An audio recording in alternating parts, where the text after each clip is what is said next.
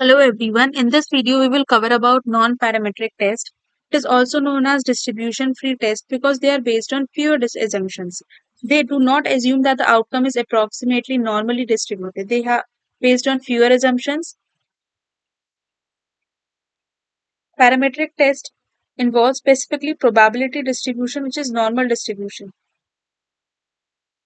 And the test involves estimation of the key parameters of that distribution, the mean or difference in means from the sample data. There are some situations when it is clear that the outcome does not follow a normal distribution.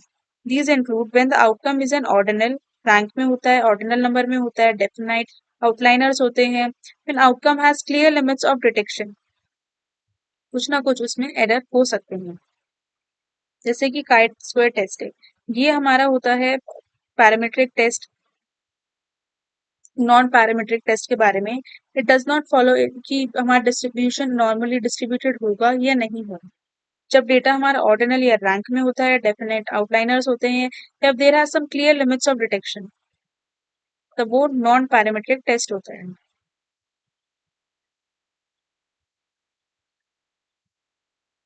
Sign test किसे कहते हैं? It is a common application of sign test involves using a sample of n potential customers to identify a preference for more or two brands of product.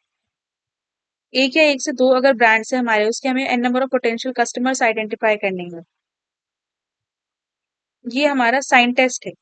तो objective is to determine whether there is a difference in preference. अब हमें ये define कर data तो ये पता लगाना है कि जो प्रेफरेंस है लोगों की दो प्रोडक्ट्स के बीच में, वो सेम है या वेरी करती है. To record the preference data we use a plus sign. अगर प्रेफरेंस डेटा है तो हम प्रेफरेंस है तो प्लस साइन यूज करेंगे if individual preference one brand, and minus sign if the individual preference other brand. Because the data are recorded as plus and minus signs, these tests are called the sign test. Applicable when the object is to compare samples from two population. दो populations का sample अगर हम compare कर रहे हैं, samples are matched pairs.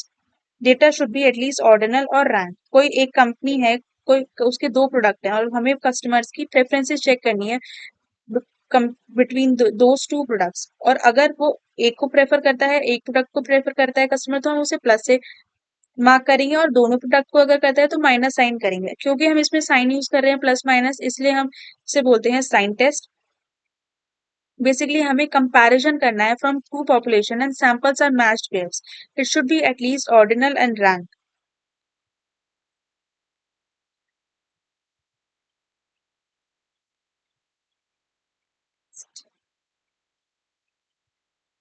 ये था हमारा साइन टेस्ट.